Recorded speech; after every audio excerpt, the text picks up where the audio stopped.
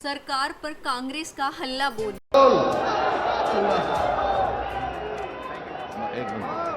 तो मैं तो यही राहुल जी आए हैं, मैं एक ही बात कह सकता हूं कि यहां से जो आज पूरा देश इकट्ठा हुआ है, यहां से आवाज पूरे देश में जाएगी।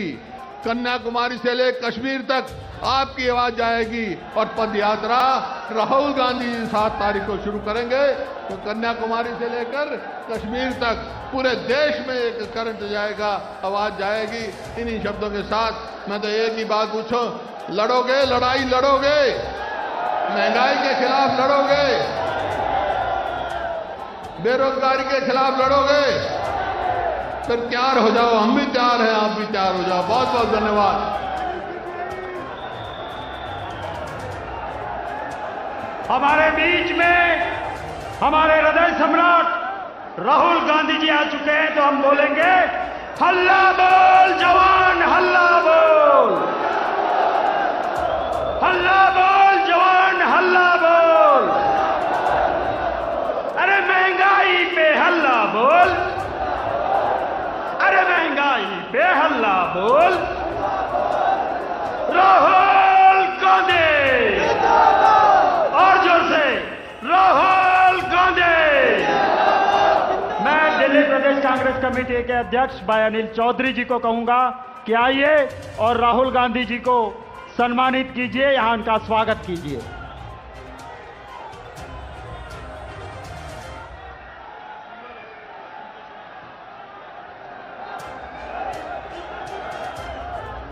अब मैं विनती करूंगा, लोकसभा में हमारे कांग्रेस पार्टी के नेता, लड़ाकू नेता अधीर रंजन चौधरी जी को कि आए और हमें संबोधित करें। अधीर रंजन चौधरी जी।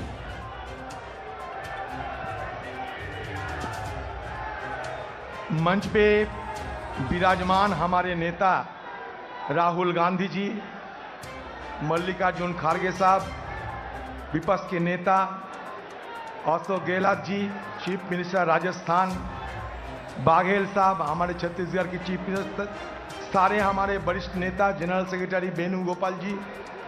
दूर में हमें ये देखने को मिलता है, we want Rahul ji as the president. सबकी निगाहों आज राहुल गांधी जी की भाषण पे है, तो मैं बीच में खड़ा होके ज़्यादा बात बोलने की दिलचस्पी नहीं दिखाए, ये भी बेहतर होगी। मुझे सिर्फ यही कहना है कि आज हिंदुस्तान की कोने कोने से हमारे पार्टी के आम कार्यकर्ता, हमारे पार्टी की सिपाहियों ने जिस जोश, जिस उत्साह से आज ये रामलीला मैदान पहुंचे हैं, इसमें एक नए ऊर्जा के साथ कांग्रेस पार्टी को अगले तारीख हिंदुस्तान में उभारने की ये सबसे बड़ा सबूत महसूस हम करते हैं। ये सबसे बड़ा ये देखना है कि आज की तारीख में ये रामलीला मैदान से हम क्या शपथ लेते हैं और अगले तारीख हम किस हद तक पहुंचेंगे। आपको शायद ये जानकारी होंगे कि हमारे नेता राहुल गांधी जी के नेतृत्व में अगले 7 तारीख से हिंदुस्तान की कन्याकुमारी से लेकर कश्मीर तक पैदल यात्रा शुरू होने वाला है।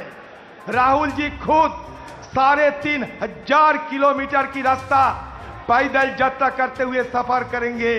उसी समय भी हिंदुस्तान की हर कोने में आज जैसा कांग्रेस पार्टी की कार्यकर्ता को इस तरीके से जोश और उत्साह दिखाने की जरूरत होगी। इसलिए मैं शुरू से ही ये कहना चाहता हूं कि आज जैसा दो जोश आपने दिखाए हैं राहुल गांधी जी की वो ऐतिहासिक कदम पे 3,500 किलोमीटर की पैदल यात्रा में इसी तरीके की होश और उत्साह आप दिखाओगे। राहुल गांधी जी के साथ कदम में कदम मिलाकर हम जहां रहे राहुल गांधी जी को साथ देंगे।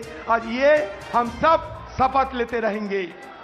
मोदी जी कहते हैं, मोदी जी की पार्टी कहते हैं एक भारत श्रेष्ठ भारत। मोदी जी की पार्टी कहते हैं सबके साथ सबका विकास।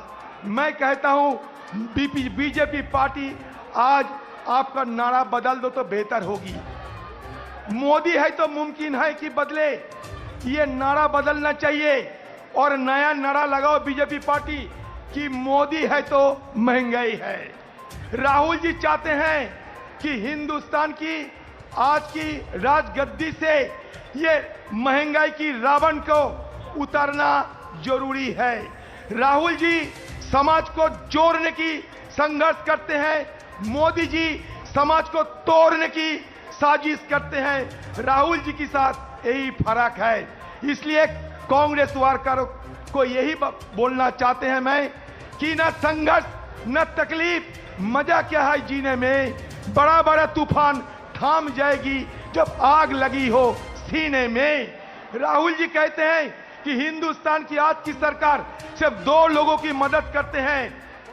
बीजेपी पार्टी आज हम दो और हमारे दो की पार्टी में तब्दील हो चुके हैं। आपको सुनने में अचरज होगी कि बीजेपी के जमाने में दुनिया के 3 नंबर में पहुंच गए हिंदुस्तान की करोड़पति अदानी साहब, जिनकी हर हफ्ता कमाई 6000 करोड़ रुपया। आपकी कमाई बाजार में जब जाते हैं जेब खाली हो जाते हैं, थैलियां नहीं भरती। फिर अब महंगाई की संघर्ष जब हम करते हैं, हमारे खिलाफ ये सरकार तरह तरह की पाबंदी लगाते हैं। मैं बात खत्म करना चाहते हैं इसलिए कि राहुल गांधी जी सदन आज मंच पे आ चुके हैं। सिर्फ जाते समय एक बात, छोटी सी एक बात रख के मैं अपना बात को विराम देंगे, वो ये है कांग्रेस पार्टी में आना आसान है, कांग्रेस पार्टी से जाना भी आसान है, लेकिन कांग्रेस पार्टी में टिके रहना सबसे कठिन है। आज ये सिपाहियों ने कोई पद की मोहताज पे ये रैली में नहीं शामिल हुए हैं। तो इसलिए मैं कहना चाहता हूं, जिंदगी में कितने दोस्त आए और कितने बिखर गए। किसी ने आए 2 रोज के लिए, किसी ने 2 कदम चलते ही सांस भर लिए, पर जिंदगी का दूसरा नाम है दरिया। वो तो बस बहते रहेंगे, चाहे रास्ते पे फूल गिरे या पत्थर। तो कांग्रेस एक दरिया है, कोई भी यहां आ सकता है, जा सकता है, लेकिन कांग्रेस ये बहता हुआ दरिया हिंदुस्तान की सब लोगों को एक साथ लेकर आगे जाएंगे, मकसद पहुंचेंगे और मकसद में पहुंचते हुए कांग्रेस अपना कर्तव्य निभाएंगे। जय हिंद, भारतीय जातीय कांग्रेस जिंदाबाद, राहुल गांधी जिंदाबाद। आप सबको तहे दिल से मैं स्वागत करता हूं। नमस्कार। धन्यवाद अधीर दा। अब मैं अनुरोध करूंगा मध्य प्रदेश के पूर्व मुख्यमंत्री वरिष्ठ नेता कमलनाथ जी से कि वो आएं और हम सब लोगों को संबोधित करें। आदरणीय कमलनाथ जी।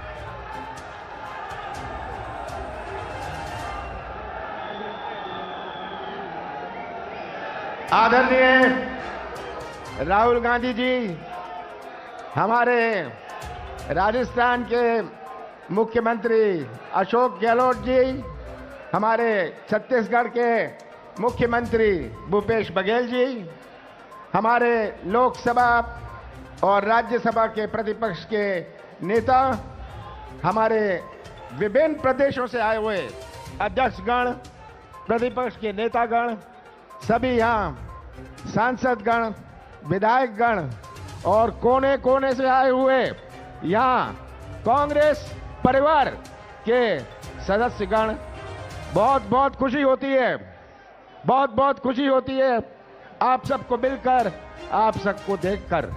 इसे हमें सबको बल और शक्ति मिलती है। आप देते हैं बल, आप देते हैं वो शक्ति, आप कांग्रेस को वो बल और शक्ति देते हैं। आजादी से देकर आज तक हमेशा कांग्रेस ने आम जनता की आवाज उठाई है। आज देश की तस्वीर आप सबके सामने है। मैं ज्यादा नहीं कहना चाहता, यही कहना चाहता हूं कि आज जो बेरोजगारी की समस्या है, यही नौजवान जो हमारे प्रदेश का और देश का निर्माण करेंगे भविष्य में, अगर उनका ही भविष्य अंधेरे में रहेगा तो कैसा निर्माण होगा। आज बेरोजगारी हमारी सबसे बड़ी चुनौती है, क्योंकि एक प्रदेश की बात नहीं है, हर प्रदेश की बात है। और उनकी तरफ देख के बड़ी चिंता होती है कि कैसे ये नौजवान ये बेरोजगारी से हम मुकाबला करेंगे। हमारा कृषि क्षेत्र 50% हमारा देश की अर्थव्यवस्था कृषि क्षेत्र पर आधारित है। हमें ये नहीं भूलना चाहिए। केवल टू व्हीलर की बात ना होए, पर जिसकी किराने की दुकान है, वो किराने की दुकान तभी चलती है गांव में जब किसानों के जेब में कुछ पैसा होए, किसानों के हाथ में कुछ पैसा होए। उनके बच्चों की पढ़ाई तभी हो सकती है, अच्छे कपड़े तभी पहन सकते हैं जब किसानों की जेब में कुछ पैसा होए। आज भटकता हुआ किसान न्याय के लिए, आज भटकता हुआ किसान खाद के लिए, आज भटकता हुआ किसान बीज के लिए, ये तस्वीर हमारे सामने है। हमारी माताओं और बहनों पर कितना बड़ा हमला, कितना हमला हमारे माताओं और बहनों पर हो रहा है।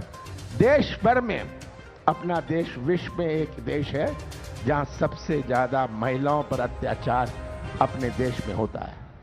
ये आज तस्वीर हमारे सामने है। और बेरोजगारी की बात करें, छोटे व्यापारी की बात करें, महंगाई की बात करें, पर आज मैं कहना चाहता हूं हमारे सामने एक और लड़ाई है।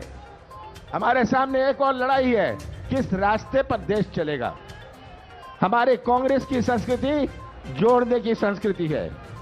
हम दिल जोड़ते हैं, संबंध जोड़ते हैं, रिश्ता जोड़ते हैं। हमारे देश की संस्कृति जोड़ने की संस्कृति है। बाबा साहब अंबेडकर ने हमारा संविधान बनाया।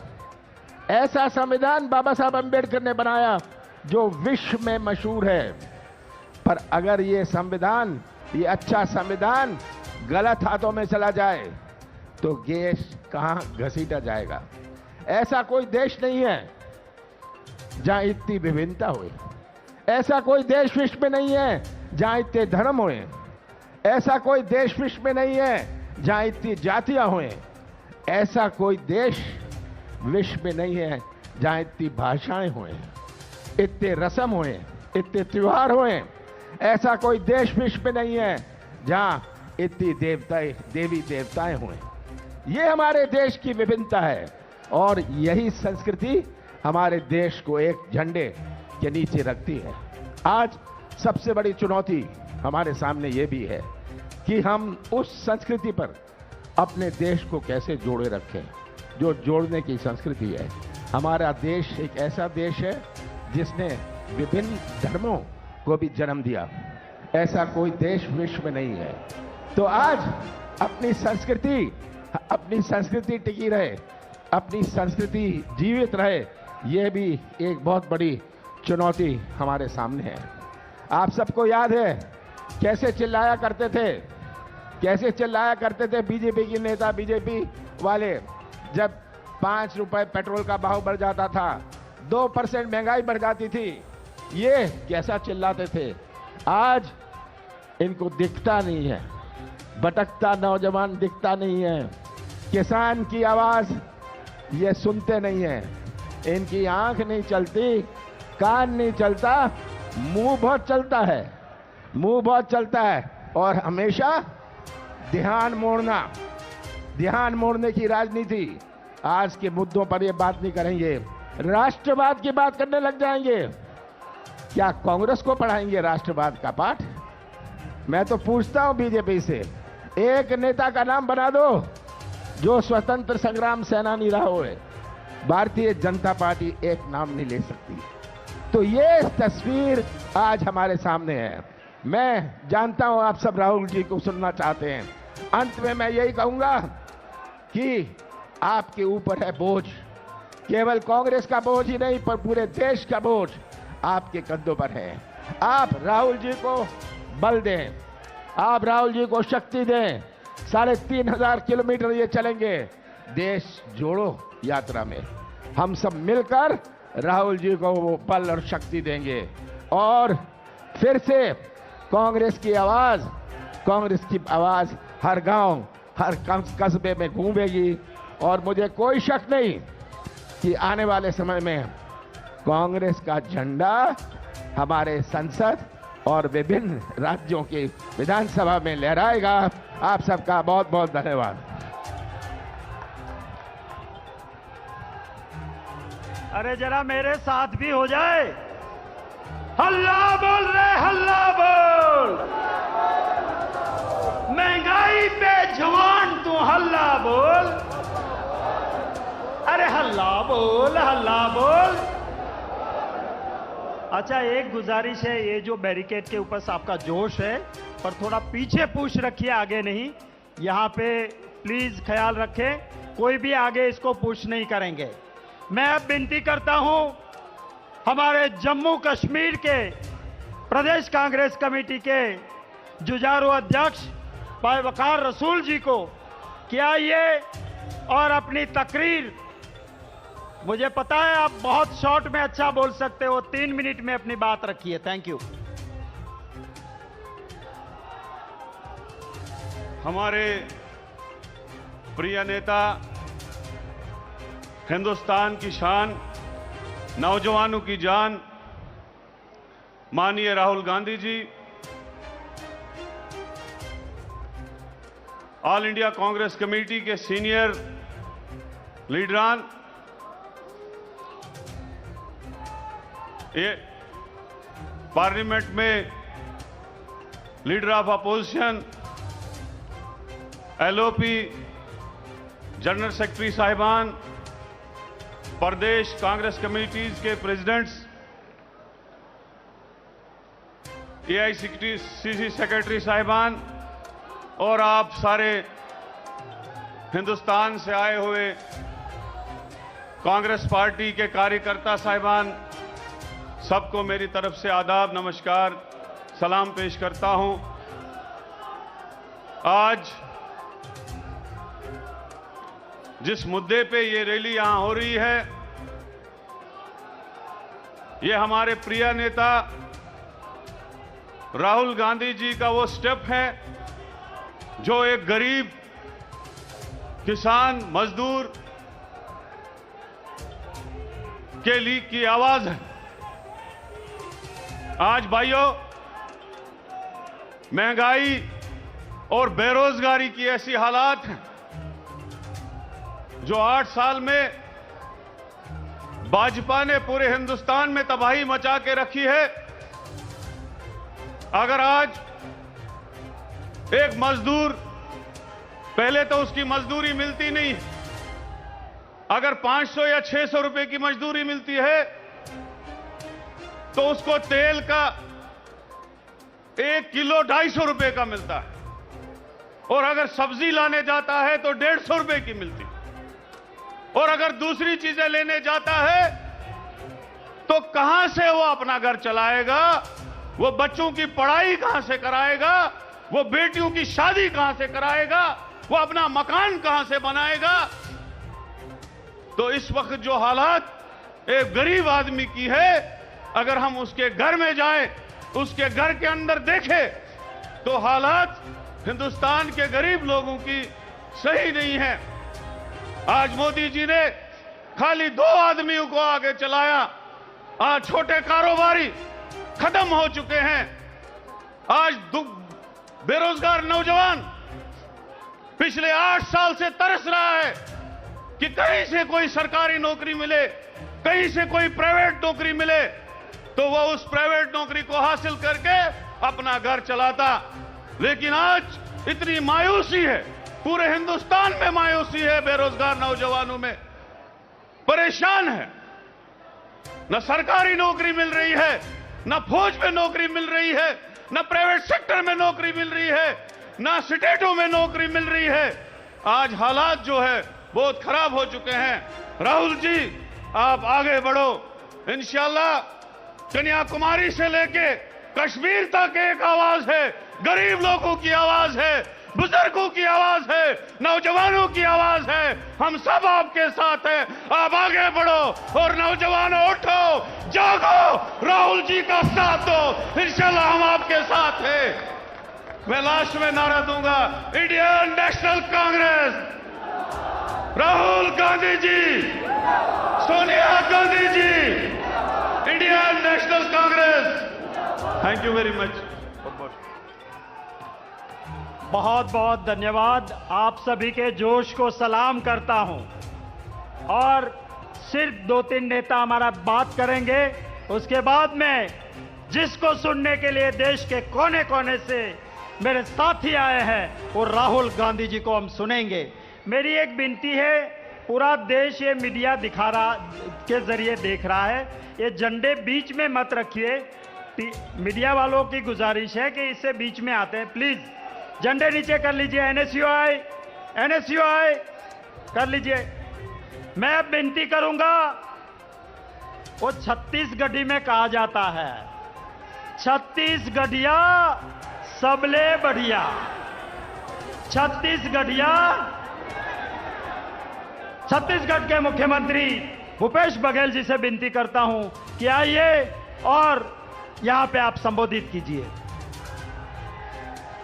हमारे नेता आदरणीय राहुल गांधी जी, आदरणीय खड़गे साहब, चौधरी साहब, आदरणीय अशोक गहलोत साहब, सभी हमारे CWC के मेंबर, हमारे सभी सांसदगण, प्रदेश अध्यक्षगण, सभी हमारे CLP लीडर, सभी फ्रंटल ऑर्गेनाइजेशन के सभी हमारे अध्यक्ष और पदाधिकारीगण, आदरणीय साथियों, मैं आपके और राहुल जी के बीच में ज्यादा देर नहीं रहना चाहता। मैं 2-3 बातें आपसे कहूंगा।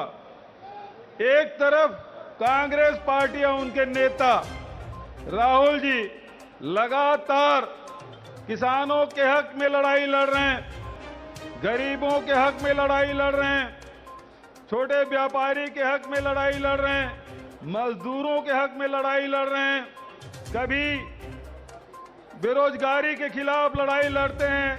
आज महंगाई के खिलाफ हल्ला बोल का नारा उन्होंने दिया है। लेकिन देश का दुर्भाग्य, सत्ता में बैठे हुए लोग महंगाई कम करने का काम नहीं करते, बेरोजगारी दूर करने का काम नहीं करते। उनका केवल एक लक्ष्य है, राहुल गांधी को रोकना और राहुल गांधी के खिलाफ लड़ाई लड़ते हैं। आज बात हो रही है रेवड़ी की बात करते हैं। यदि अशोक गहलोत जी, यदि कमलनाथ जी, यदि छत्तीसगढ़ में राहुल जी के कहने से किसानों के ऋण माफी होता है, तो ये रेवड़ी की श्रेणी में लाते हैं।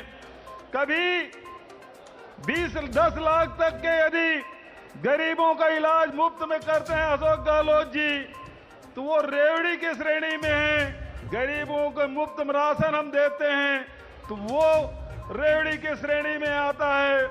यदि हम लघु उपज खरीदते हैं, तो वो रेवड़ी के श्रेणी में आते हैं। जब हम कांग्रेस पार्टी हमेशा गरीबों के, मजदूरों के, किसानों के हक में लड़ाई लड़ते हैं, तो ये सत्ता में बैठे हुए लोग इसे रेवड़ी कहते हैं। मैं आपसे कहना चाहता हूं, यदि केंद्र में कांग्रेस यूपीए की सरकार थी, 70,000 करोड़ रुपया किसानों का ऋण माफ किया, ये रेवड़ी की श्रेणी में है। तो मैं ये सत्ता में बैठे हुए नरेंद्र मोदी जी से पूछना चाहता हूं कि आप 10-20 बड़े उद्योगपतियों के 10 लाख करोड़ रुपया माफ करते हैं, तो वो रेवड़ी नहीं, ये रबड़ी है, रबड़ी। ये रबड़ी बांटने का काम करते हैं। और हम जो गरीबों, किसानों, मजदूरों के हक में फैसला करते हैं, उसे रेवड़ी कहते हैं। अरे हम श्रम का सम्मान करने वाले लोग हैं, मेहनत का सम्मान करने वाले लोग हैं, और ये मेहनत का अपमान करने वाले लोग। आज महंगाई, एक तरफ महंगाई बढ़ती जा रही है, दूसरे तरफ लोगों की आय में कमी होती जा रही है। दोनों तरफ से मार लोगों को पड़ रही है, और ये लड़ाई कांग्रेस पार्टी लड़ रही है और कांग्रेस के नेता राहुल जी लड़ रहे हैं। मैं कहना चाहता हूं, राहुल जी इस रामलीला मैदान में जब जब हुंकार उन्होंने भरा है, सरकार को पीछे हटना पड़ा है। चाहे वो किसानों के जो यूपीए सरकार में मुआवजा का प्रकरण लाया था, 3 बार अध्यादेश लाके उसे वापस करना पड़ा। राहुल जी ने कहा ये 3 काले कानून है, 1 साल के भीतर में वापस करना पड़ेगा, और राहुल जी की बात सही साबित हुई और केंद्र सरकार को पीछे हटना पड़ा है। आज बेरोजगारी और महंगाई के बारे में इस रामलीला मैदान में राहुल जी हुंकार भर रहे हैं। मेरा दावा है कि केंद्र सरकार ये महंगाई भी रोकने के लिए बाध्य होगी। मैं इन्हीं शब्दों के साथ आप सबको नमन करते हुए महंगाई के खिलाफ हल्ला बोल करने के लिए देश के कोने कोने से आप सब आए, आप सबका नमन करते हुए, आप सबका स्वागत करते हुए अपने वाणी को ही विराम देता हूं। धन्यवाद। जय हिंद, जय छत्तीसगढ़। गुरुओं, पीरों, पैगंबरों और शूरवीरों की भूमि से आते हुए हमारे साथी प्रताप सिंह बाजवा जी से विनती करूंगा कि आइए और 3 मिनट के अंदर अपनी बात रखिए।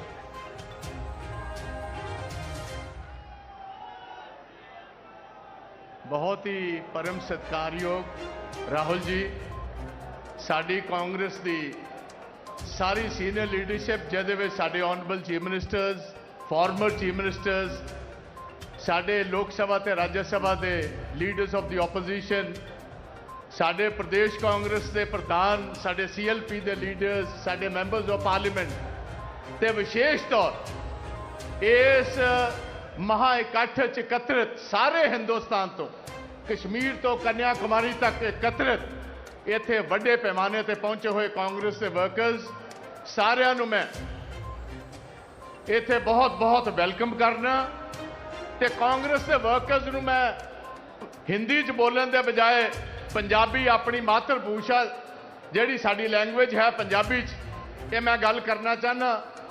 राहुल जी, सबसे पहले मैं आपको मुबारक देना चाहता हूं, ये जो आपने बहुत ही एक ऐतिहासिक कदम, और मैं समझता हूं कि यह सारे देश को उम्मीद थी कि कांग्रेस की लीडरशिप इकट्ठी हो सारे देश को जोड़ने का काम करे। ये जो आप चंद दिन बाद कन्याकुमारी से कश्मीर तक सारे हिंदुस्तान को इकट्ठे करने का ये जो काम आप करने लगे हो, मैं दिली मुबारकबाद पेश करना चाहता हूं। इसी ऐतिहासिक रामलीला ग्राउंड से बहुत सारी सरकारें बनी हैं और बहुत सारी सरकारें टूटी हैं। मुझे पूर्ण विश्वास है आपकी लीडरशिप पर, और सारा देश राहुल जी विशेष तौर पर गरीब का हाथ हमेशा कांग्रेस ने थामा है, किसी और ने नहीं थामा। यह हिस्टोरिक फैक्ट है कि अगर गरीब का हाथ कभी किसी ने थामा है, पंडित जवाहरलाल नेहरू से लेकर डॉक्टर मनमोहन सिंह जी तक, इंदिरा जी से लेकर राजीव जी तक, तो अकेली कांग्रेस जमात है जो गरीबों के साथ रही। और मैं समझता हूं राहुल जी, जो गवर्नमेंट किसान की ना हो सकी, जो गवर्नमेंट जवान की ना हो सकी, उसको गवर्नमेंट कहलाने का आज हक नहीं। अगर 1 रैंक 1 पेंशन मिला तो मुझे याद है कि उस टाइम आपने मुझे मौका दिया था प्रदेश कांग्रेस का अध्यक्ष का काम करने का पंजाब का। हजारों हमारे हम थी कि जो देश की खातिर अपना खून कुर्बान करते हैं, चाइना का और पाकिस्तान का सारे बॉर्डर को 24 घंटे सुरक्षित करते हैं, क्या हमारा सकता? मुझे इस बात का फख्र है। वो बात चंडीगढ़ में मैंने आपके सामने रखी, और आज चिदंबरम साहब इधर बैठे हैं। ये आपकी पहलकदमी थी कि आपने डॉक्टर मनमोहन सिंह की यूपीए की पार्ट 2 की सरकार में 1 रैंक 1 पेंशन किसानों को जवानों को आपने दिलवाया था। किसानों को 70,000 करोड़ रुपया अगर माफ किया तो सोनिया जी की लीडरशिप के नीचे डॉक्टर मनमोहन सिंह जी ने माफ किया। आज 20 लाख करोड़ रुपया मोदी साहब की सरकार ने किसका छोड़ा? बड़े उद्योगपति जो हैं, किसान की याद नहीं आई, जवान की याद नहीं आई। तो मैं आपका मशकूर हूं कि आपने कश्मीर के अध्यक्ष को भी मौका दिया, पंजाब से भी जुड़े हुए आपने अपने साथी को मौका दिया, क्योंकि ये दो स्टेट्स हैं जो हिंदुस्तान की हमेशा जहां हमारी बॉर्डर्स हैं उनको सुरक्षित रखने का काम विशेष तौर पर कश्मीरी और पंजाबी कर रहे हैं। मैं मशकूर हूं। इस सारी यात्रा में हम आपका साथ देंगे और हमें पूर्ण विश्वास है कि आज की ये हिस्टोरिक रामलीला ग्राउंड में इकट्ठ जो है, ये 24 में देश का माहौल सुधारेगा और ये लोग जो गरीबों के खिलाफ आज बड़ा अत्याचार कर रहे हैं, इनकी अगर कोई विकल्प है तो आपके अलावा और कांग्रेस के अलावा कोई और नहीं।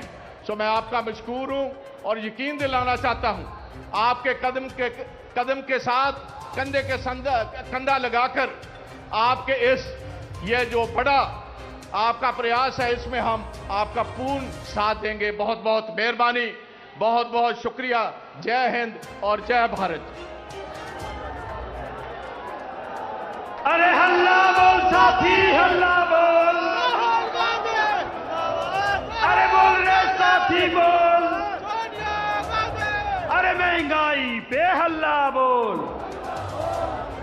हमारे वरिष्ठतम नेता, राज्यसभा में कांग्रेस पार्टी के नेता आदरणीय खड़गे साहब से मैं विनती करूंगा कि आइए और अपनी बात रखिए।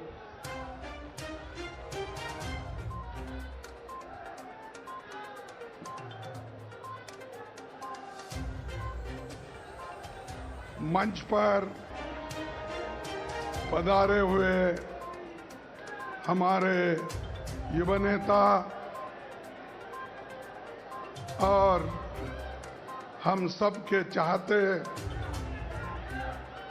नेता श्री राहुल गांधी जी, समय के अभाव से मैं सारों का नाम नहीं ले सकता, इसीलिए क्षमा चाहता हूं। इस मंच पे बैठे हुए सभी वरिष्ठ नेता, देश के कोने कोने से आए हुए मेरे भाइयों और बहनों, मैं ज़्यादा वक्त आपका नहीं लेना चाहता हूं, क्योंकि आप राहुल गांधी जी को सुनने के लिए आए हैं और खासकर महंगाई पे हल्ला बोल इस रैली को एक शक्ति देने के लिए आप आए हैं। तो इसीलिए मैं एक छोटी सी शायरी के साथ 2 शब्द मैं बोलूंगा और अपने भाषण को खत्म करूंगा। मौजूदा हालात पर किसी ने कहा है, क्योंकि जिसकी तनख्वाह कम होती है और जिसकी सैलरी बहुत कम होती है, आमदनी कम होती है, उससे कहा है कि तनख्वाह का कुछ रुपया राशन में गया। ये महंगाई के बारे में बोला है। तनख्वाह का कुछ रुपया राशन में गया, कुछ खर्च हुआ दवाई पर, थोड़ा बहुत लेन देन पे हुआ, बाकी हो गया बच्चों की पढ़ाई पर, और मोहताज हो गया आदमी फिर से पाई पाई पर। समझ में नहीं आता कि मैं क्या बोलूं महंगाई पर। तो इसलिए दोस्तों, महंगाई इतनी बढ़ रही है, इसकी चर्चा करने के लिए हमने पार्लियामेंट में बहुत कोशिश की। 15 दफा हमने महंगाई पे चर्चा के लिए नोटिस दिए, लेकिन सरकार चर्चा के लिए कभी मानी नहीं और सरकार ये कहती रही, टालती रही। लेकिन जब राहुल जी मैदान में उतरे, सदन से सड़क तक जो हमने शुरू किया एजिटेशन, तब उन्होंने समय दिया और वो भी केवल 5 घंटे का समय उन्होंने दिया और 5 घंटे में कांग्रेस पार्टी को मिलते हैं 28 मिनट चर्चा के लिए। आप सोचिए कि इतनी बड़ी समस्या को मोदी सरकार 28 मिनट हमको चर्चा करने के लिए दी, तो इतना जीएसटी बढ़ा और अभी उसके बारे में तो तफसीली के साथ हमारे दोस्तों ने बताया कि आज जो जीएसटी दही पे, दूध पे, गेहूं पे, आटे पे, बच्चों के पेंसिल पे, हर चीज पे जीएसटी बढ़ाई और आज सभी को तंग किया। और बेरोजगारी तो इतनी बड़ी, शायद कभी इससे पहले इतनी बेरोजगारी नहीं थी, लेकिन आज बेरोजगारी एक तरफ बढ़ रही है, एक तरफ महंगाई बढ़ रही है और दूसरी तरफ अरे डॉलर के मुकाबले में आपकी रुपए की कीमत घट रही है। और यही मोदी पहले कहते थे जब यूपीए की सरकार थी, अरे भाई डॉलर के मुकाबले में इधर रुपए का मूल्य तो गिर रहा है, सरकार क्या कर रही है। लेकिन मैं पूछना चाहता हूं मोदी जी को, आप क्या कर रहे हैं? इधर महंगाई बढ़ रही है, अनएम्प्लॉयमेंट बढ़ रहा है, रुपए का मूल्य गिर रहा है, डीजल पेट्रोल के दाम ऊंचे दाम जा रहे हैं, तो उधर चाइना हमला कर रहा है। तो ये सारी चीजें आपके सामने हैं, लेकिन मोदी कभी जवाब नहीं देते, वो खामोश रहते हैं। हम कितना भी बात करो वो सिर्फ चुप बैठते हैं और बाहर पार्लियामेंट के बाहर इतनी बात करते हैं आप पूछो मत, लेकिन पार्लियामेंट के अंदर जवाब नहीं देते, प्रेस के सामने जाके अपना जबान नहीं खोलते। तो ऐसे मूकों का, बहरों का, अंधों का ये सरकार है, इसके खिलाफ हम सबको लड़ना है। इसीलिए एकजुट होकर राहुल जी के नेतृत्व पे हम लड़ते रहेंगे, आगे बढ़ते रहेंगे और जो सामान्य जनता है उनके समस्याओं को हम मिटाने की कोशिश करेंगे। यही मैं कहते हुए मेरे 4 शब्द को खत्म करता हूं। जय हिंद, जय भारत। बोलो भारत माता की जय हिंद। अरे जरा जोर से बोलो भाई, ताकत है नहीं तुम्हारे पास। जय हिंद, जय हिंद। हमला बोलो, हमला बोलो, महंगाई पे हमला बोलो। धन्यवाद।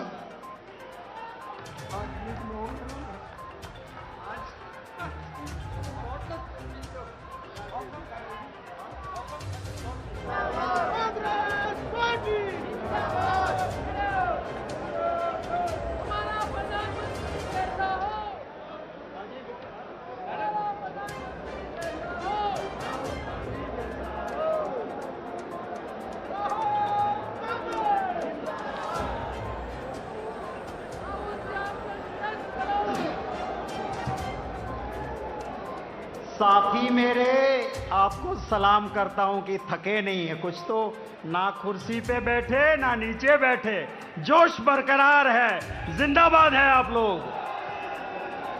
अरे हल्ला बोल रे भाई, हल्ला बोल। अरे महंगाई पे हल्ला बोल। अब मैं गुजारिश करता हूं, हिमाचल में हमारी पार्टी की सरकार बनने जा रही है। हिमाचल प्रदेश कांग्रेस कमेटी की हमारी अध्यक्षा हैं और 2-3 मिनट में हमारे सामने अपनी बात रखेंगे। फिर गहलोत साहब के बाद सीधे राहुल गांधी जी हमें संबोधित करेंगे।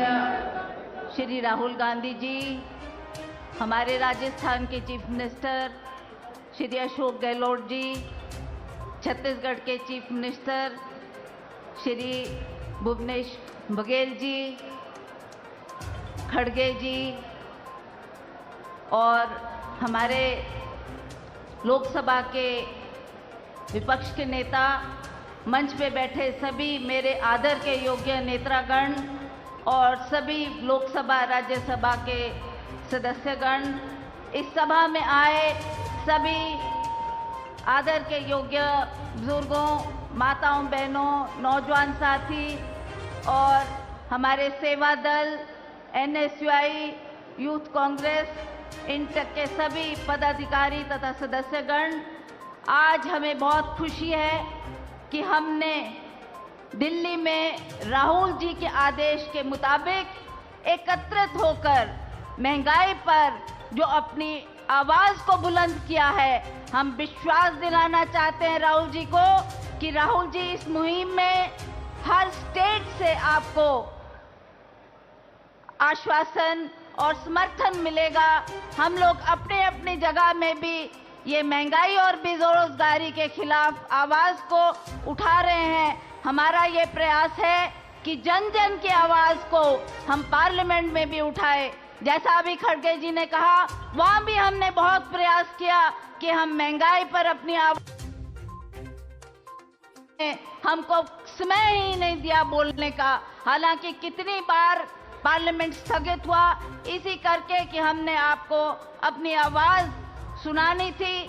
और मुझे बहुत अच्छी तरह से याद है, यही प्रधानमंत्री जी ने कहा था कि वक्त आने दो, आप मुझे मौका दो, मैं बेरोजगारी को दूर करूंगा। यही नरेंद्र मोदी जी थे जिन्होंने ये कहा कि मैं 1 साल में 2 करोड़ नौजवान साथियों को रोजगार दूंगा।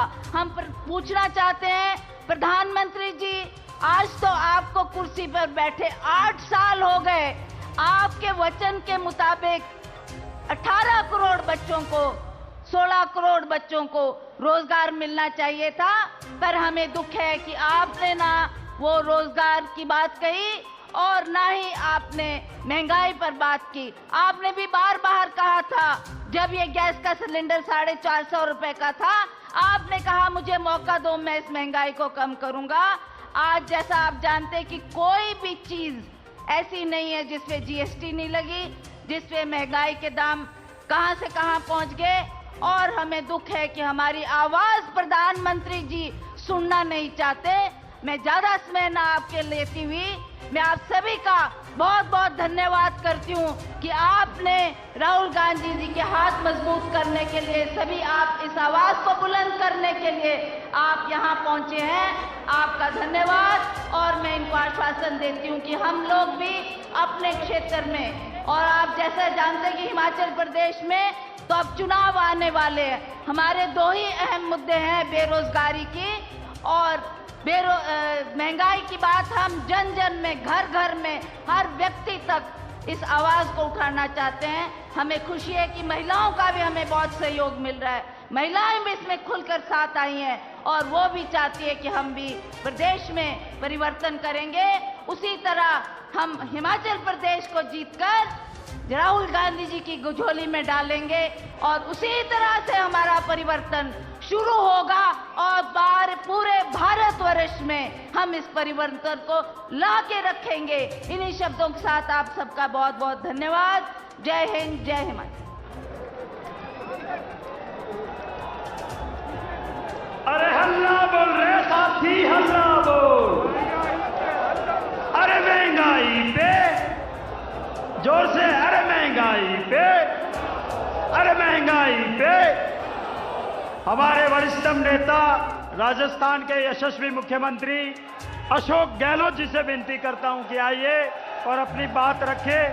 ये सभी साथी अपने पोस्टर, झंडे नीचे रखे, मीडिया को दिक्कत ना आए।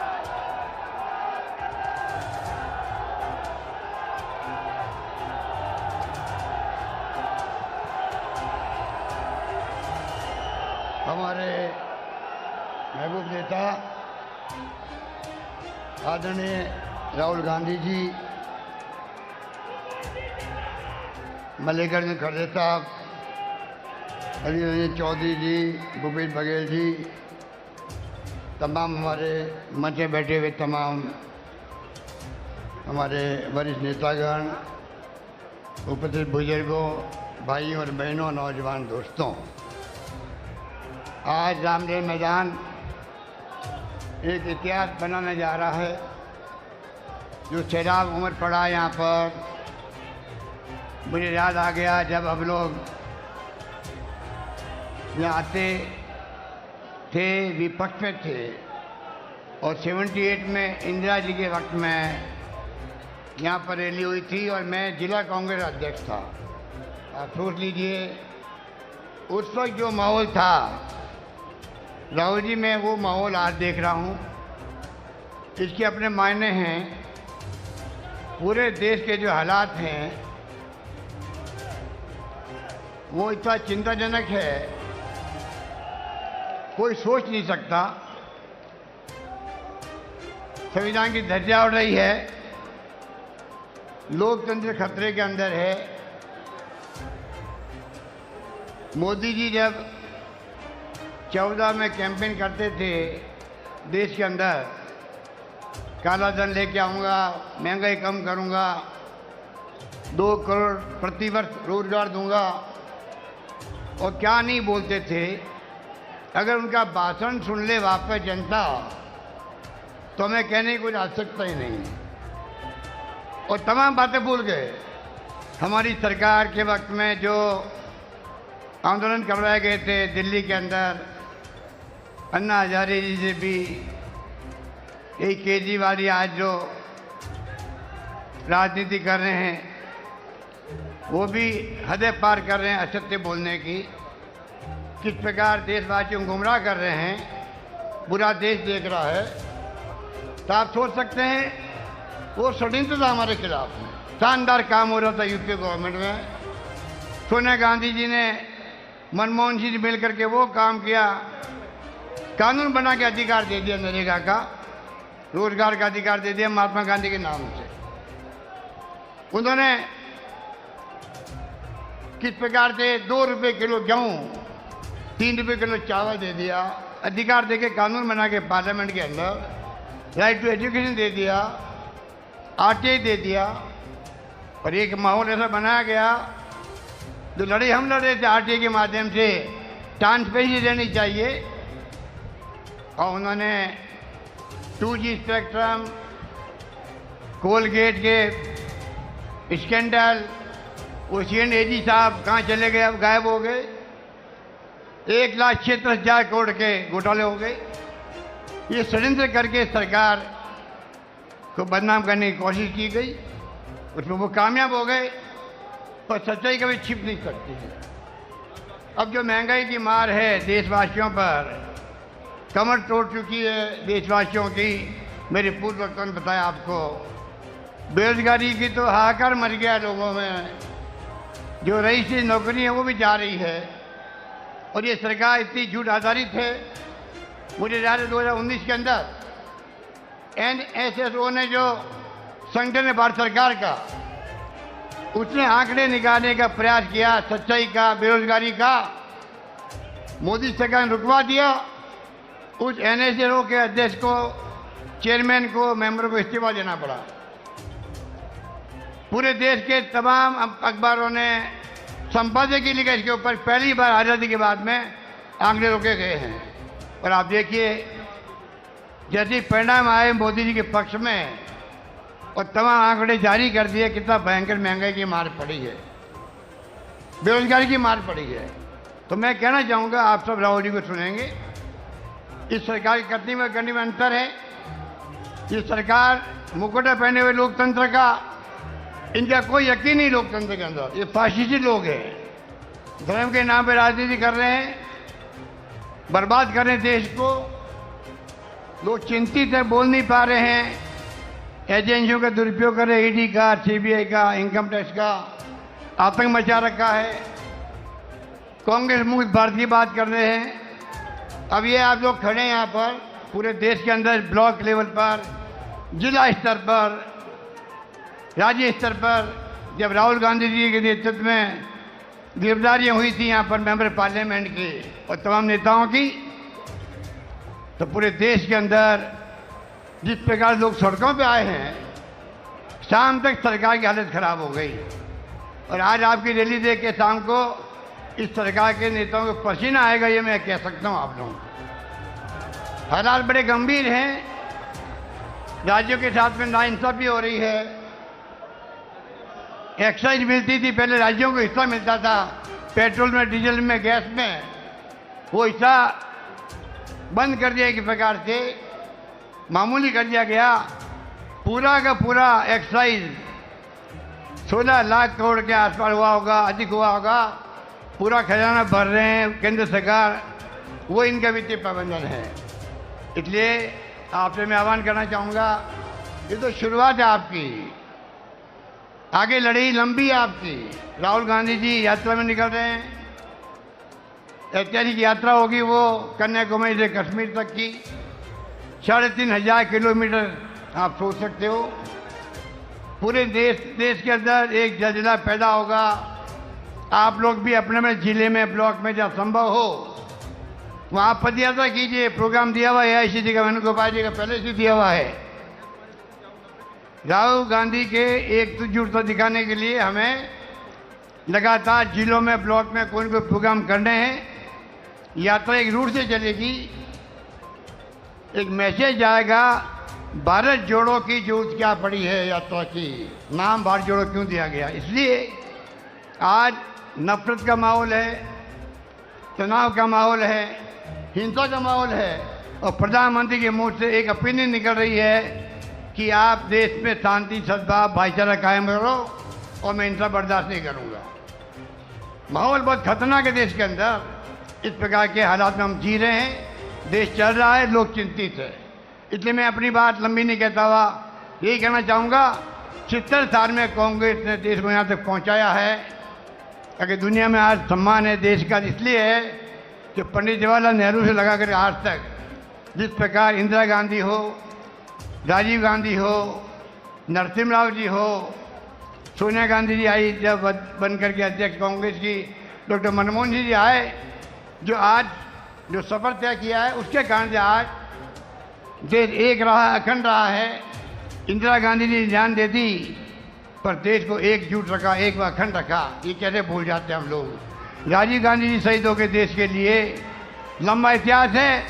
पर हमारे नरेंद्र मोदी जी को कांग्रेस मुक्त भारत चाहिए। नरेंद्र मोदी जी गांधी परिवार की बात करते हैं, वंशवाद की बात करते हैं, तो पूछो इस परिवार का एक भी मेंबर पिछले 30 साल में ना प्राइम मिनिस्टर बना, ना केंद्रीय मंत्री बना, ना कोई पद लिया हो। अगर संगठन में उनकी भागीदारी है, पूरा देश चाहता है, पूरे देश के कांग्रेसियन चाहते हैं, आपके पेट में दर्द क्यों हो रहा है मैं पूछना चाहता हूँ आपको। इससे समझ जाइएगा कि इस परिवार की क्रेडिबिलिटी हाईएस्ट है कंट्री के अंदर, आपसे भी ज़्यादा है। चुनाव जीतना एक बात है, प्रधानमंत्री एक बात है बनना, पर जो रेस्पेक्ट कमांड करती सोनिया गांधी, इनका परिवार देश में हाईएस्ट है, उससे आपको तकलीफ क्या होती है? इसलिए मैं ये कहना चाहूँगा आपको लड़ाई में पूरी भागीदार बनना है, मजबूती के साथ में। अंतिम विजय सत्य की होगी और सत्य आपके पक्ष में है। यही बात कहता मैं अपनी बात समाप्त करता हूँ। धन्यवाद। जय हिंद। धन्यवाद।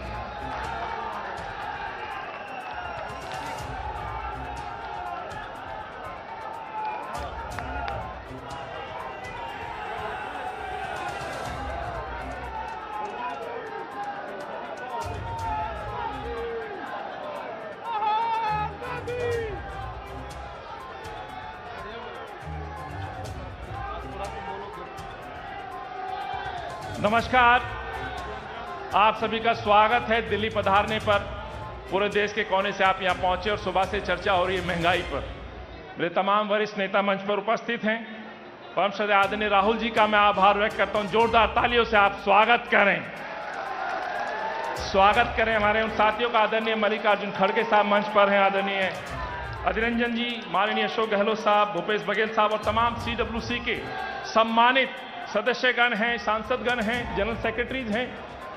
इस माफी के साथ आप सुबह से यहां बैठे हैं, तपती धूप में बैठे हैं। कोई कल रात से निकला है, कोई 2 दिन पहले निकला है, लेकिन जिस विषय पर आज जो बैठक हुई है, राहुल जी जिस बात को लेकर संघर्ष कर रहे हैं साथी, उसके लिए मैं आपका शीश झुका के आभार व्यक्त करता हूं कि जो लड़ाई राहुल जी लड़ रहे हैं वो आप सब उनके साथ खड़े हैं। और आज ये जो गूंगी बहरी सरकार मोदी सरकार कही जाती थी, मैं आज इस मंच से कहना चाहता हूं, ये केवल गूंगी बहरी सरकार नहीं है, ये सरकार आज अंधी भी हो चुकी है। आज ये सरकार गरीब का दर्द नहीं देखती, आज मजदूर की परेशानी को नहीं देखती, आज बढ़ती हुई कीमतों की तरफ नहीं देखती। इसीलिए मुझसे पूर्व के वक्ताओं ने जो बात कही है, एक एक बात वो सही है।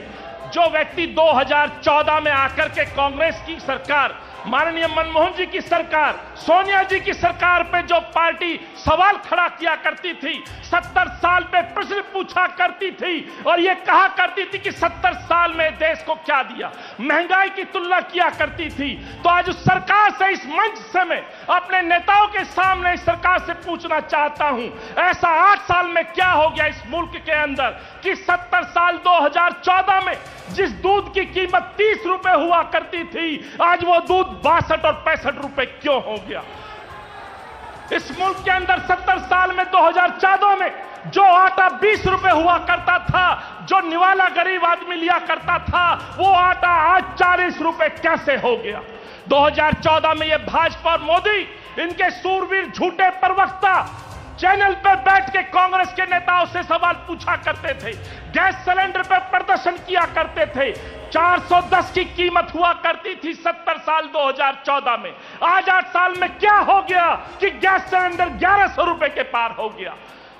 मैं पूछना चाहता हूं मोदी जी से, कृषि प्रधान देश है ये मुल्क, किसान आज यहां मौजूद है, इस देश के अंदर में सरसों का तेल 70 साल में 2014 तक 80 रुपए पहुंचा था, आज 8 साल के इस कार्यकाल भाजपा में 200 के पार सरसों का तेल हो गया। ईंधन की कीमतों का जिक्र मुझसे पूर्व वक्ताओं ने किया।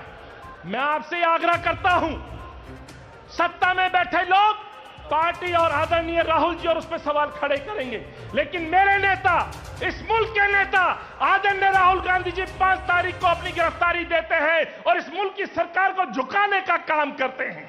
तो अंत में यही कहते हुए, जहां एक बड़ा मोदी और दिल्ली का झूठा मोदी, उस पर इजाजत लेते हुए 1 मिनट की तरफ दिल्ली की राजधानी पे जिस तरह से देश के अंदर इस राजधानी में बेरोजगारी की तादाद बढ़ी है, राजीव गांधी जी के नाम से 48,000 मकान बन के तैयार थे, तो केजरीवाल से भी पूछना चाहता हूं, जितनी जिम्मेवारी केंद्र सरकार थी, मैं समझता हूं उससे ज्यादा जिम्मेवारी मोदी योगी और मोदी सरकार और अरविंद की जिम्मेदारी बनती थी। अंत में यही कहते हुए, जिसका आपको इंतजार है, आपको हाथ जोड़ के अभिनंदन दिल्ली पहुंचने पर, और जो आप व्यवस्थाओं में आपने यदि कहीं कोई कमी महसूस की है तो दिल्ली अध्यक्ष के तौर पर मैं उसके लिए आपका क्षमा प्रार्थी हूं।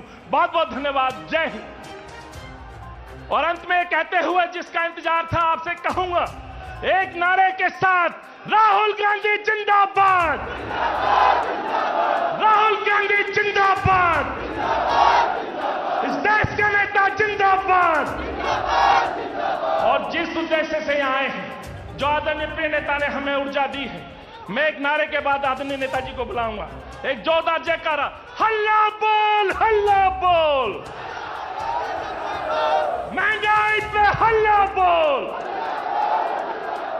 श्रद्धा आदरणीय श्री राहुल गांधी जी को आमंत्रित करता हूं कि आए और हमें मार्गदर्शन दे आगे की इस लड़ाई के लिए।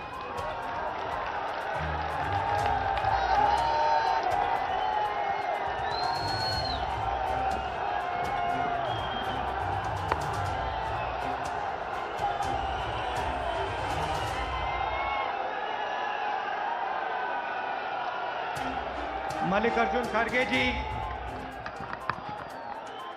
केसी वेणुगोपाल जी, अशोक गहलोत जी, भूपेश बघेल जी, पवन कुमार बंसल जी, अधीर रंजन चौधरी जी, शक्ति सिंह गोहिल जी, अनिल चौधरी जी, CWC members, PCC president, CLP leaders, senior नेता और हमारी पार्टी के प्यारे कार्यकर्ता भाई और बहनों, आप सबका यहाँ बहुत बहुत स्वागत। नमस्कार।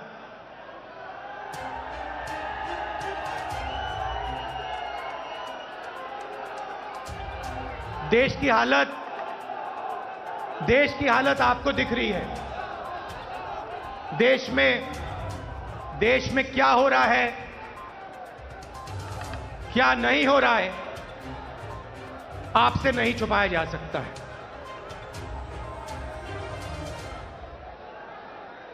और जब से बीजेपी की सरकार आई है,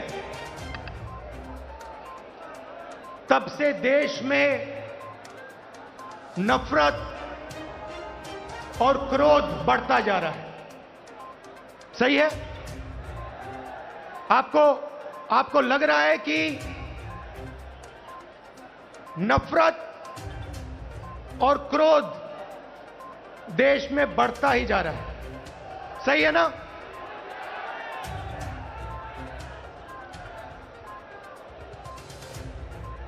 नफरत किसको होती है?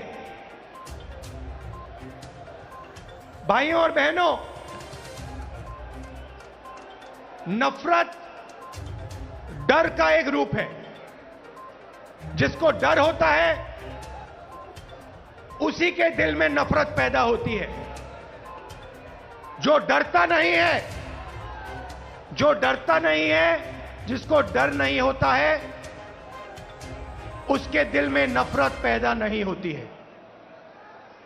तो भाइयों और बहनों, जब हम कहते हैं हिंदुस्तान में नफरत बढ़ रही है, उसी बात को दूसरे तरीके से कहना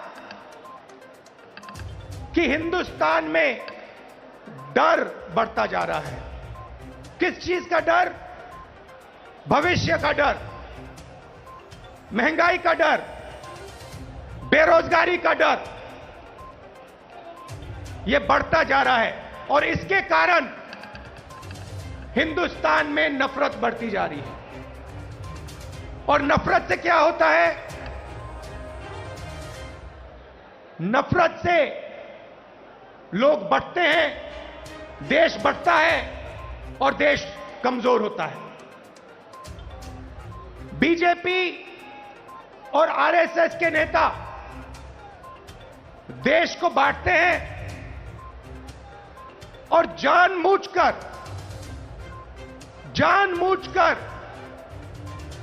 देश में भय पैदा करते हैं, लोगों को डराते हैं और नफरत पैदा करते हैं। अब सवाल उठता है, ये किसके लिए करते हैं और क्यों करते हैं?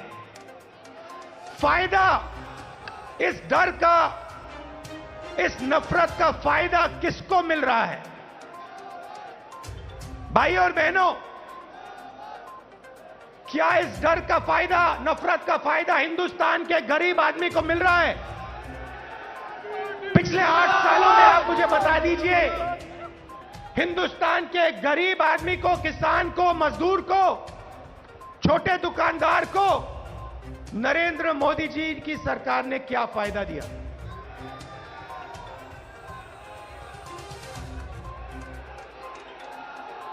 पूरा का पूरा फायदा, डर और नफरत का फायदा हिंदुस्तान के 2 उद्योगपति उठा रहे हैं। आप बाकी उद्योगपतियों से भी पूछ लो, वो भी आपको बताएंगे कि पिछले 8 साल में हमारा कोई फायदा नहीं हुआ, सिर्फ 2 व्यक्तियों का फायदा हुआ है। और देखने को मिल रहा है, चाहे एयरपोर्ट हो, चाहे पोर्ट हो, सड़कें हो, सब कुछ, सेलफोन, तेल, सब कुछ इन्हीं 2 व्यक्तियों के हाथ में जा रहा है। मीडिया देश को डराती है, नफरत पैदा होता है और फिर पूरा का पूरा फायदा बीजेपी 2 लोगों को दे रही है। आप देखिए, नरेंद्र मोदी जी ने नोटबंदी की। नोटबंदी से गरीबों का फायदा हुआ? गरीबों के जेब से पैसा निकाला गरीबों को कहा काले धन के खिलाफ लड़ाई है, और फिर कुछ ही महीनों बाद आपने देखा कि जो आपके जेब में से पैसा निकाला गया था, लाखों करोड़ रुपए, देश के सबसे बड़े उद्योगपतियों का कर्जा माफ किया गया। किसान का कर्जा माफ नहीं करेंगे, किसान के खिलाफ 3 काले कानून लाएंगे, कहेंगे कि ये कानून किसानों के फायदे के लिए है। अगर किसानों के फायदे के लिए है तो फिर पूरे देश में किसान क्यों खड़ा है, सड़कों पे क्यों उतरा है और आपके खिलाफ क्यों खड़ा है? ये 3 कानून किसानों के लिए नहीं थे, ये 3 कानून उन्हीं 2 उद्योगपतियों के लिए थे। और हिंदुस्तान के किसान को यह बात एकदम समझ आ गई, इसलिए हिंदुस्तान का कानून, हिंदुस्तान का किसान सड़क पे आके खड़ा हो गया और उसने नरेंद्र मोदी जी को अपनी शक्ति दिखा दी। और जब नरेंद्र मोदी जी को पता लगा कि हिंदुस्तान के किसान की शक्ति मेरे खिलाफ खड़ी है, तो नरेंद्र मोदी जी ने वहीं कानून रद्द कर दिए। यही बात जीएसटी के साथ हुई। कांग्रेस पार्टी एक दूसरी जीएसटी लाना चाहती थी, बीजेपी ने जीएसटी को बदला, 5 अलग अलग टैक्स और जबरदस्त चोट।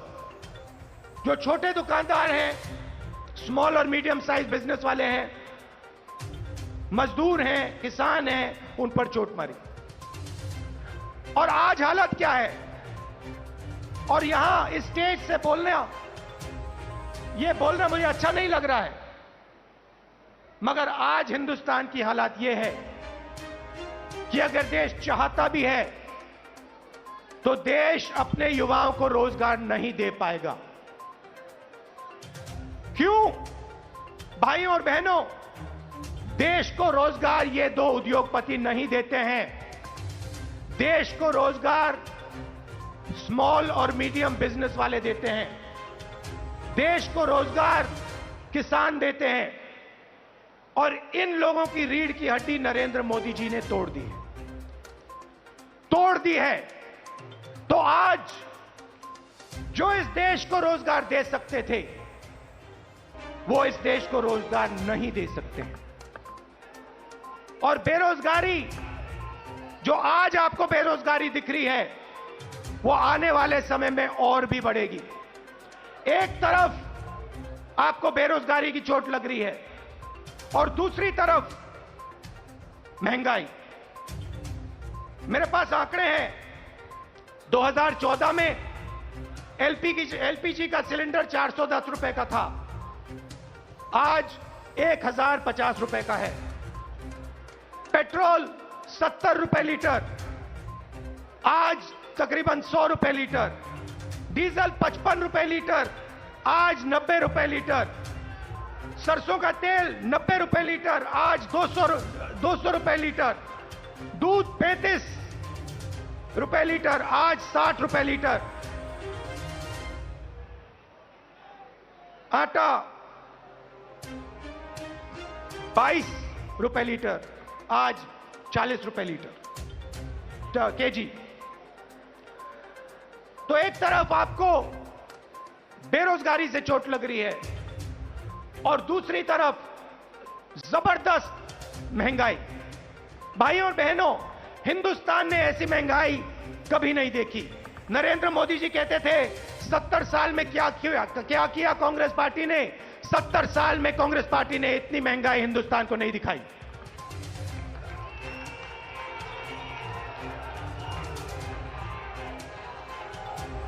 तो हिंदुस्तान का आम नागरिक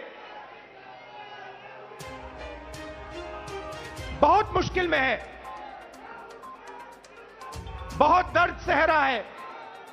और जब विपक्ष इन बातों को पार्लियामेंट में उठाना चाहती है तो नरेंद्र मोदी जी और उनकी सरकार विपक्ष को पार्लियामेंट में बोलने नहीं देती। चाहे किसानों का मुद्दा हो, चाहे चाइना का आक्रमण जो हुआ उसकी बात करना चाहे, बेरोजगारी की बात करना चाहे, महंगाई की बात करना चाहे, हम नहीं कर सकते, पार्लियामेंट में नहीं कर सकते। और आप देखिए यहां हमारे मीडिया के मित्र हैं,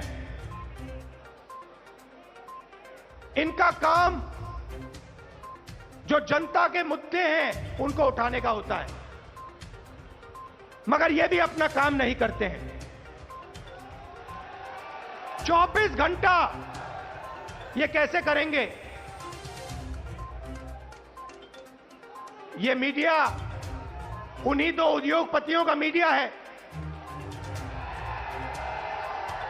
पूरा का पूरा मीडिया उन्हीं दो उद्योगपतियों के हाथ में है। तो सच्चाई कैसे दिखेगी, सच्चाई कैसे सुनाई देगी? और जनता को सब मालूम है। जनता घर में टीवी ऑन करती है और जनता जानती है कि टीवी किसका है और टीवी किसके लिए काम कर रहा है। टीवी दो उद्योगपतियों का है, अखबार दो उद्योगपतियों के हैं, और ये दो उद्योगपति नरेंद्र मोदी जी के लिए 24 घंटा काम करते हैं और नरेंद्र मोदी जी इनके लिए 24 घंटा काम करते हैं। देश में बेरोजगारी,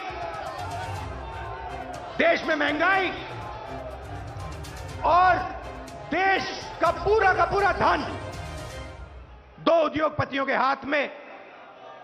एक तरफ मीडिया का कंट्रोल, दूसरे तरफ प्रधानमंत्री पे कंट्रोल।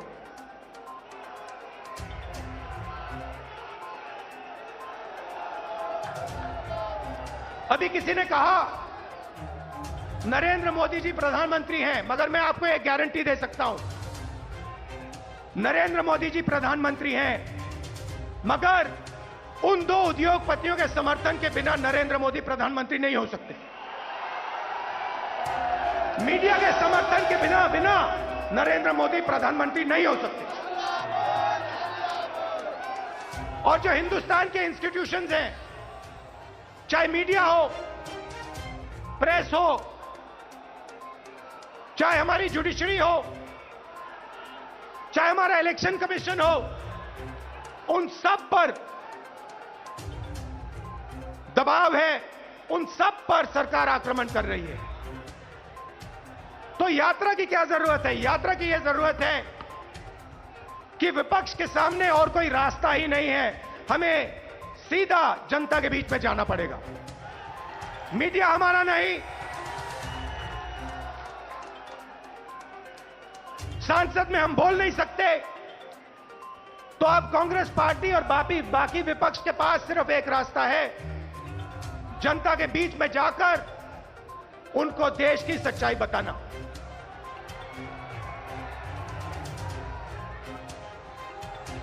जो भी नरेंद्र मोदी जी के खिलाफ काम करना चाहता है, चाहे कोई भी हो, विपक्ष की पार्टी हो, एक्टिविस्ट हो, एनजीओ का कोई व्यक्ति हो, उस पर पूरा का पूरा जबरदस्त आक्रमण होता है। ईडी, सीबीआई, इनकम टैक्स, ये सब के सब लगा दिए जाते हैं। 55 घंटे मुझे ईडी में वहां पे बैठाया। मगर मैं एक बात समझाना चाहता हूं नरेंद्र मोदी जी को, मैं आपकी ईडी से नहीं डरता हूं, मुझे कोई फर्क नहीं पड़ता। आप 55 घंटे करो, 100 घंटे करो, 200 घंटे करो, 500 घंटे करो, 5 साल करो, कोई फर्क नहीं पड़ता मुझे। ये हमारा जो संविधान है,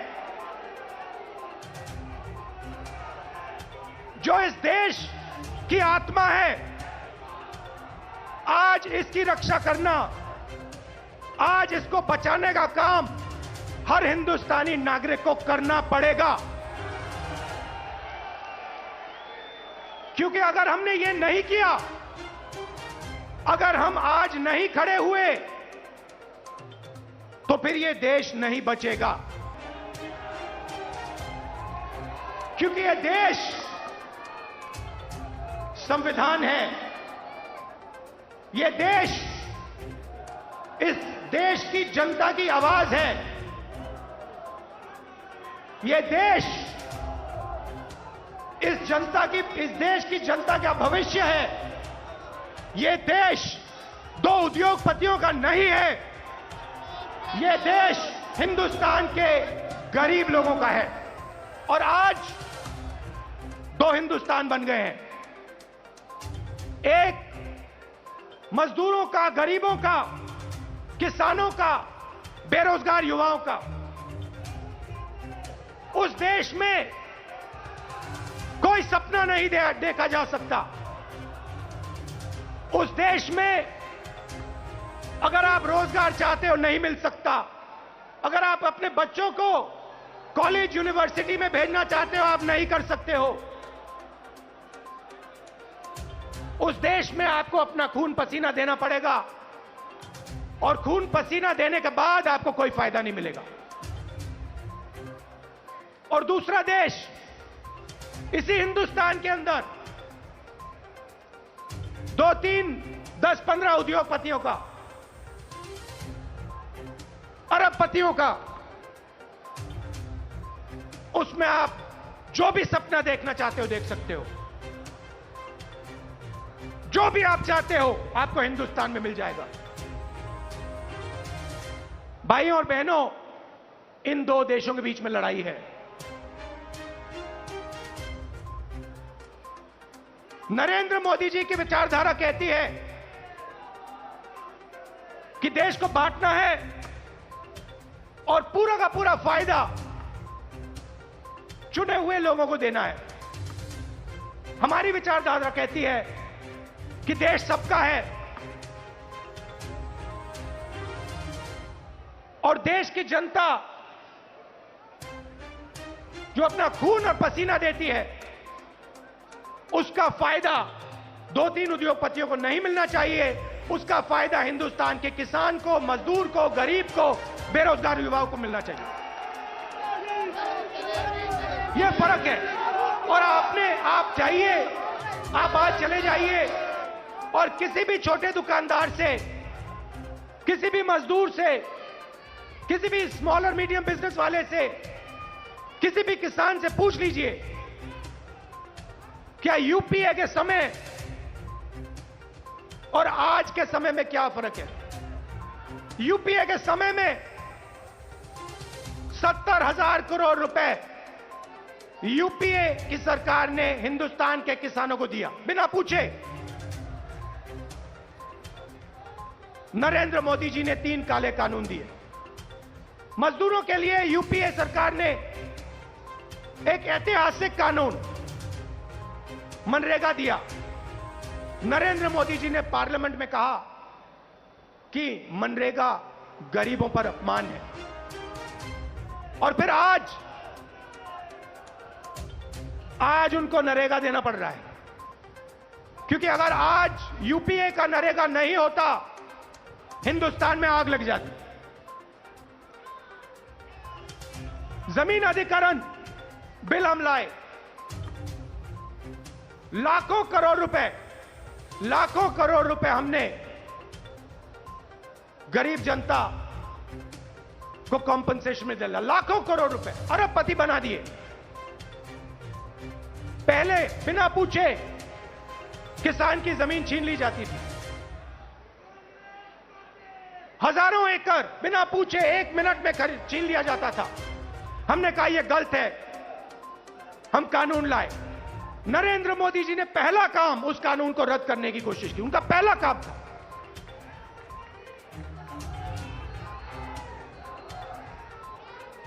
यूपीए के समय आर्थिक प्रगति थी। हम करोड़ों लोगों को हमने गरीबी से निकाला। जितने लोगों को हमने 27 करोड़ लोगों को गरीबी से निकाला 10 साल में, 27 करोड़ लोग।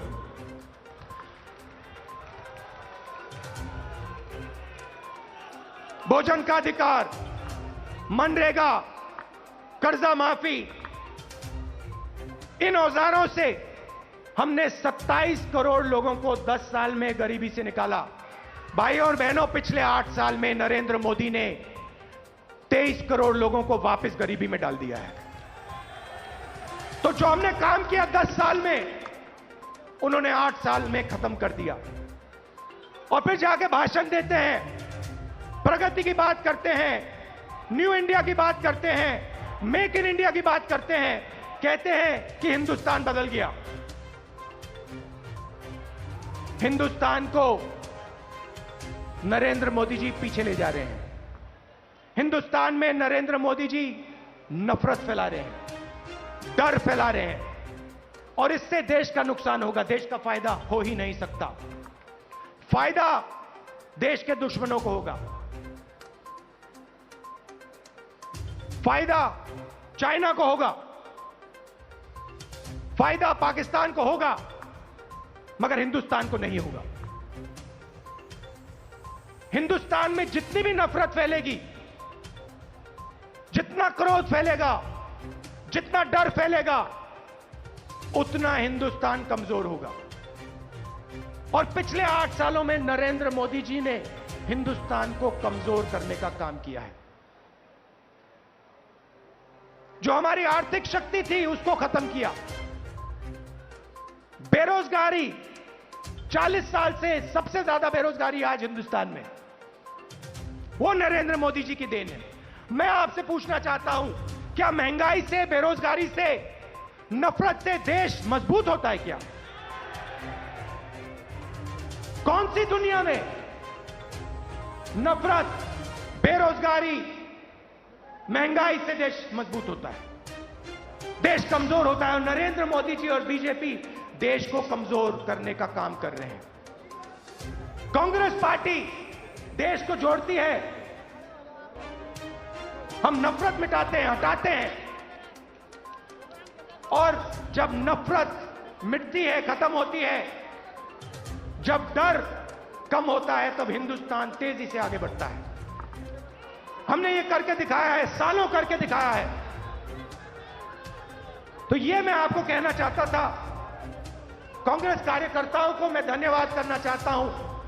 आप हमारी विचारधारा के लिए लड़ते हो, आप हिंदुस्तान के लिए लड़ते हो, आप संविधान के लिए लड़ते हो, आप अपना खून, अपना पसीना इस देश को देते हो। मैं आपको दिल से धन्यवाद करना चाहता हूं, और आपको कहना चाहता हूं कि कांग्रेस पार्टी का कार्यकर्ता ही देश को बचा सकता है। कांग्रेस पार्टी की विचारधारा देश को प्रगति के पथ पे ला सकती है। हमारे लिए सरकार ने, जैसे मैंने कहा, रास्ते बंद कर दिए हैं। पार्लियामेंट का रास्ता बंद कर दिया। संसद में कांग्रेस पार्टी या विपक्ष के लोग भाषण कर ही नहीं सकते, हमारा माइक ऑफ हो जाता है। और किसी भी मुद्दे पे हम चाइना के आक्रमण पे बात करना चाहते हैं, नहीं कर सकते।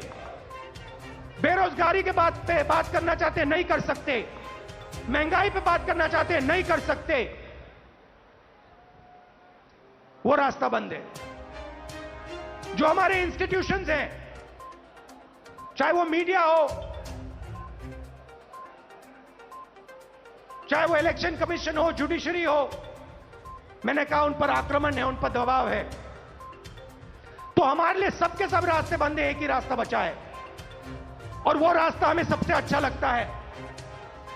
जनता के बीच में जाकर, सीधा जनता के बीच में जाकर जनता को जो देश की सच्चाई है वो बताना, और जो जनता के दिल में है उसको गहराई से सुनना और समझना। इसीलिए कांग्रेस पार्टी भारत जोड़ो यात्रा शुरू कर रही है।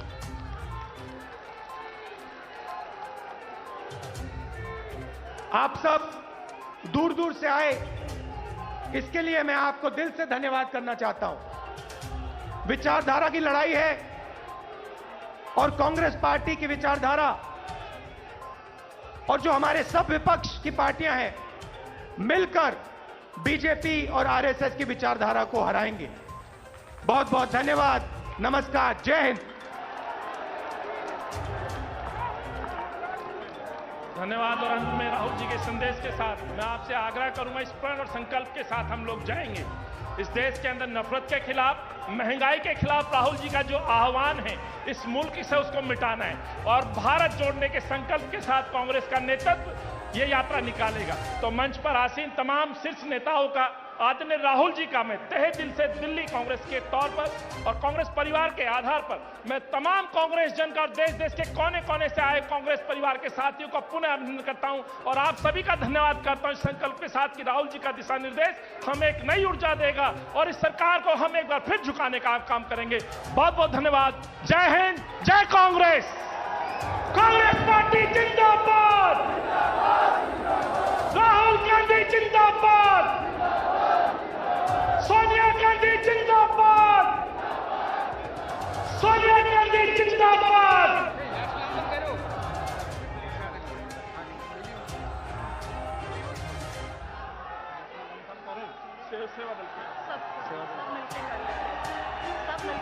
सभी साथियों से विनती है